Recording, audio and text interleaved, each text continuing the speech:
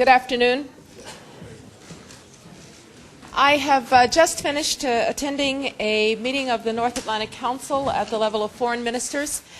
That meeting has produced a declaration, which I am certain you now have copies of, which is a comprehensive response to the crisis in Georgia. This was an extraordinary meeting of the North Atlantic Council, and that in itself is a clear indication of NATO's interest in this crisis and NATO's concern that this crisis has a real impact on peace and stability in this region and therefore is crucial to the alliance. There are several elements to the declaration, but perhaps most important, I think the declaration clearly shows that NATO intends to support the territorial integrity, independence and sovereignty of Georgia, and to support its democratically elected government, its democracy, and to deny Russia the strategic objective of undermining that democracy, of making Georgia weaker, or of threatening Georgia's territorial integrity. In that regard, a number of steps will be taken to support Georgia, including the creation, as the Secretary General has just said, of a NATO-Georgia Commission to oversee cooperation with Georgia on a wide range of matters and to oversee the program to achieve the goals of Bucharest.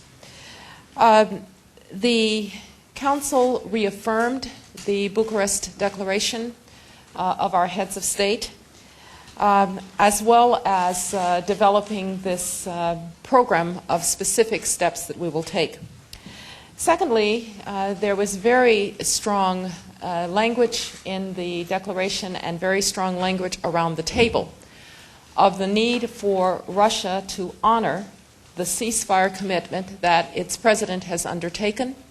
It is time for the Russian president to keep his word, to withdraw Russian forces from Georgia back to the August 6-7 status quo ante, and to return, in fact, all forces that were not in South Ossetia at the time of the outbreak of that conflict. That means that Russian peacekeepers, quote unquote, who were there are one thing, but those who reinforced in some way into the zone of conflict should also return to the status quo ante.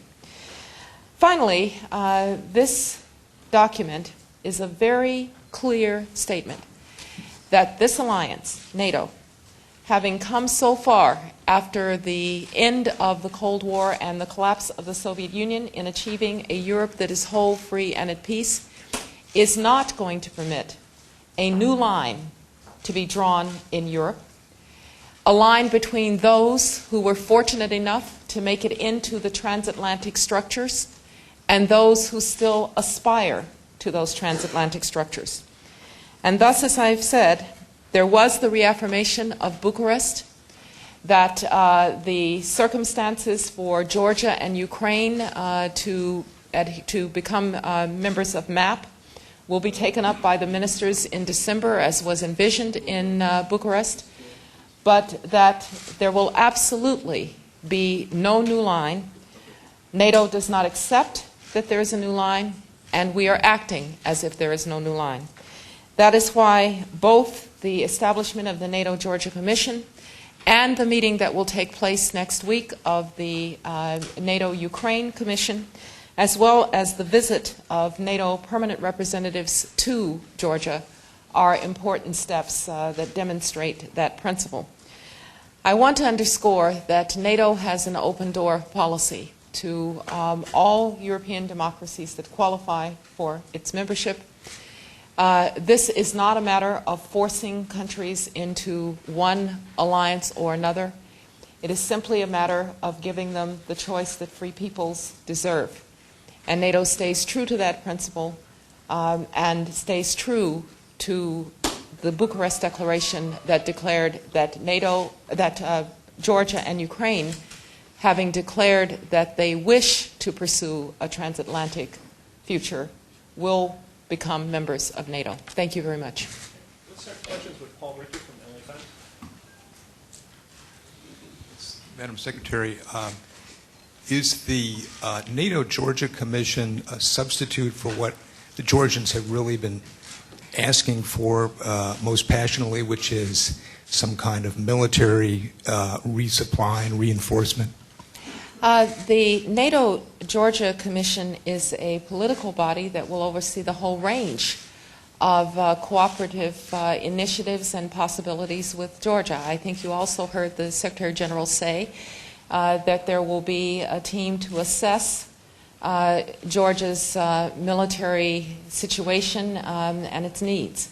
But the NATO-Georgia Commission is a new body that establishes on the same terms that we have a NATO-Ukraine Commission, a body to oversee the full range of cooperative initiatives and possible future cooperative initiatives with Georgia.